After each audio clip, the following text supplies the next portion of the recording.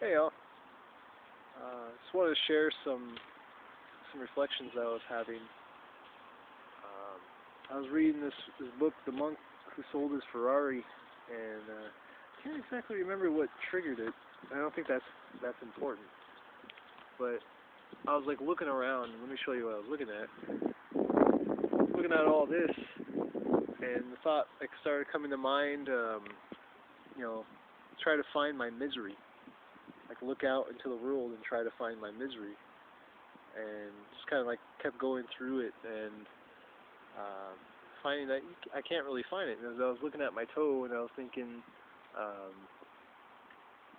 my toe's hurting, so maybe my misery's there. And then I was looking at it, and I was like, no, that's not really making me miserable. It's not making me sad because I'm actually really fascinated about the process. Like I like hurt my toe a little bit, jumping off of a thing, and but that's not actually making me miserable.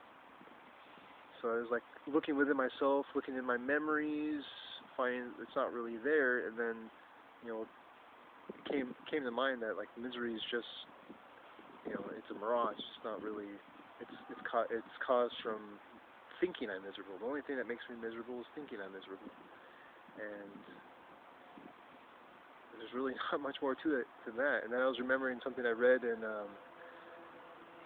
Tao of Physics, where it's one of those quotes, like a learning monk went to a master and asked, I can't get my mind to relax, or please pacify my mind for me. He said, okay, bring your mind to me and I'll pacify it for you.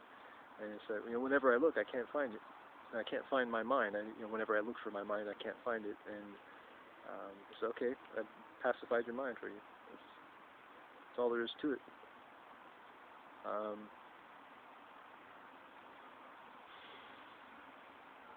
And it makes me really freaking laugh because a lot of people tell me to get out of my head and come into my heart and do all this stuff, and then they're not entirely wrong, but get out of your mind. But if you don't have a mind, really, you have a brain, you have neurons.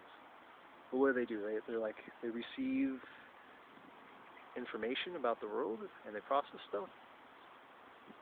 We don't have a mind. We don't really have a mind.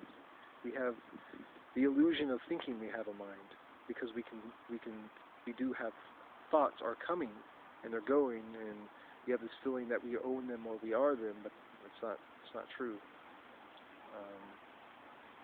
I think that allows me to relax a whole lot more, not worrying about being in my head or not being in my head or being in my heart, doing any of that. Just realizing, as long as I'm not holding on to my thoughts, I'm okay. And realizing that, chasing a thought, it really is like chasing the mirage. Thought's still useful, it still gets stuff done, but it's not worth holding on to.